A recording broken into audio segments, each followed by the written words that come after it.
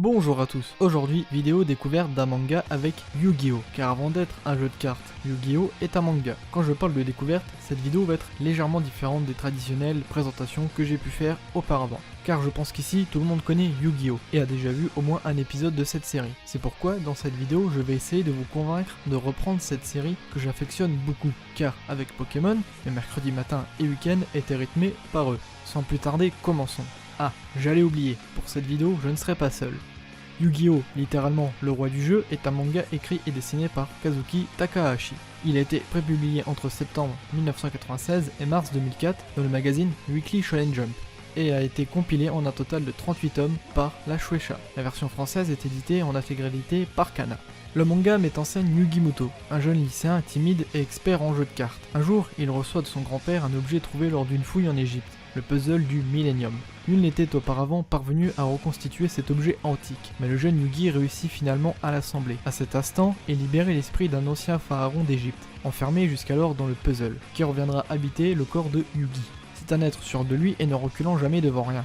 Cependant, peu de gens sont au courant de la vérité. Le pharaon est spécialiste de tous les types de jeux, il est d'ailleurs le maître du jeu des ténèbres. Mais pour une raison inconnue, il ne se souvient pas de son passé, ni de qui il était exactement. Après de successifs affrontements contre son grand rival Seto Kaiba au duel de monstres, Magic and Wizard dans le manga, Duel Monster dans l'anime, il découvre petit à petit sa véritable identité, celle d'un pharaon qui a vécu il y a 3000 ans, ou 5000 ans dans l'anime, et dont l'esprit a été scellé dans le puzzle du Millennium. La clé de sa victoire contre les forces maléfiques du temps où il régnait sur l'Égypte est en fait son propre nom. Pour le coup, ça doit être le résumé le plus inutile que je vous proposerai sur ma chaîne, sachant que 99% des personnes qui vont regarder cette vidéo doivent connaître au minimum les grandes lignes de la série. Bon, je suppose que je n'ai pas besoin de vous expliquer les règles du fonctionnement d'un duel. Vraiment? Allez, je fais vite. Dans l'anime, vous avez généralement 4000 points de vie. Pour battre votre adversaire, il faut réduire à 0 ces fameux points de vie. Pour cela, il vous faut constituer en général un deck de 40 cartes, minimum, 60 étant le maximum. Vous invoquerez des monstres pour attaquer votre adversaire, des cartes magie pour booster vos monstres, et des cartes pièges pour piéger vos adversaires. Logique. Bien entendu, il existe beaucoup plus de règles et de mécaniques à connaître, mais je vous laisse vous renseigner par vous-même. Pour ma part, je suis anime only. Je vais donc vous parler exclusivement de l'anime. Comme tout bon shonen qui se respecte, pour régler les conflits, les personnages procèdent à un combat. Seulement, dans le monde de Yu-Gi-Oh!, le jeu de cartes Duel Monster domine le monde. Nos personnages règlent donc leurs conflits autour d'un bon duel.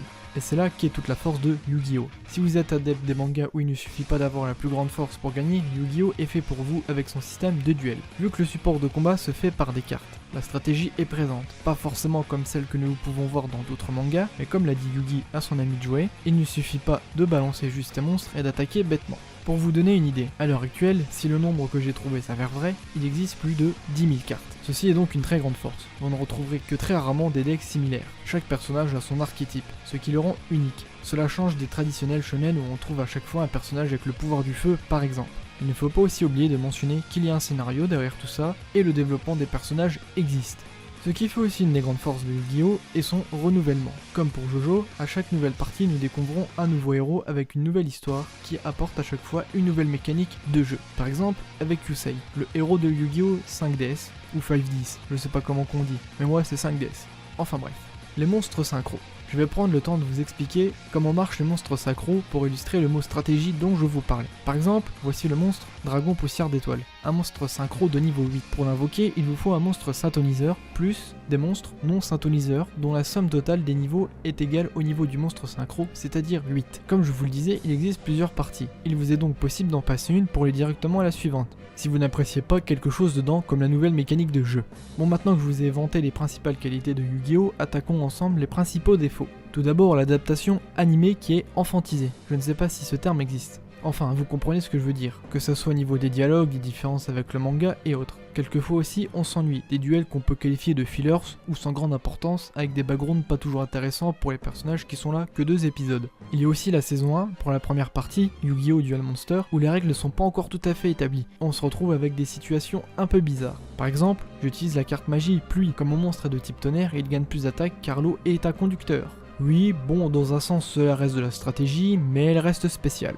Ah mais tiens, j'y pense. Tout ce que je viens de souligner, comme défaut de l'anime, peut vous déranger à tel point de ne pas vouloir commencer Yu-Gi-Oh! Pas de soucis, je vous ai dit au début que Yu-Gi-Oh! Était un manga à l'origine. C'est pourquoi j'ai invité Yami Red, un youtubeur Yu-Gi-Oh! Qui dispose de plus de connaissances que moi dans le manga. Je le laisse donc vous faire l'éloge du manga. Yo, c'est Yami Red. Comme Dust, je suis youtubeur et parle exclusivement de Yu-Gi-Oh! D'où son invitation pour cette vidéo et je l'en remercie. Concernant le manga, à l'origine, il ne se concentrait pas uniquement sur le traditionnel jeu de cartes, mais plus sur des jeux en général.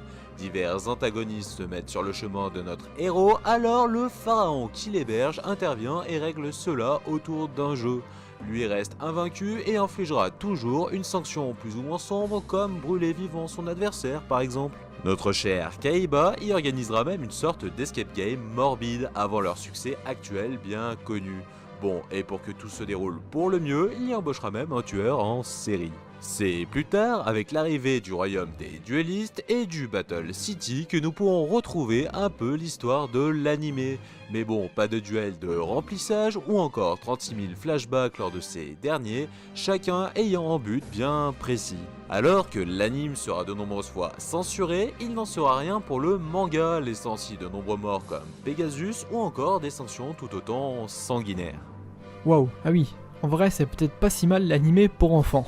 En tout cas, merci à toi Yami Red pour nous avoir apporté plus de précisions sur le manga. Vous avez donc connaissance de la différence notoire entre l'anime et le manga. Libre à vous de choisir votre support qui vous correspond le mieux. A noter qu'il existe un manga pour chaque partie comme avec la suivante Yu-Gi-Oh! GX. Avec cette vidéo, j'espère vous avoir montré que Yu-Gi-Oh! N'est pas une série exclusivement réservée aux enfants et que seuls les moins de 10 ans peuvent prendre du plaisir à la suivre. De plus, si vous accrochez vraiment à l'univers, je vous invite à suivre le stream replay qui poste la rediffusion de l'émission Club Yu-Gi-Oh! Qui vous propose chaque semaine 1h30 de duel, en espérant vous avoir donné ou redonné envie de vous intéresser à l'univers de Yu-Gi-Oh! Qui est vraiment très bien. Au cas où vous vous posez la question, ma partie préférée est GX. Si vous avez des questions, je serai heureux d'y répondre. N'hésitez surtout pas. Sur ce, à la prochaine.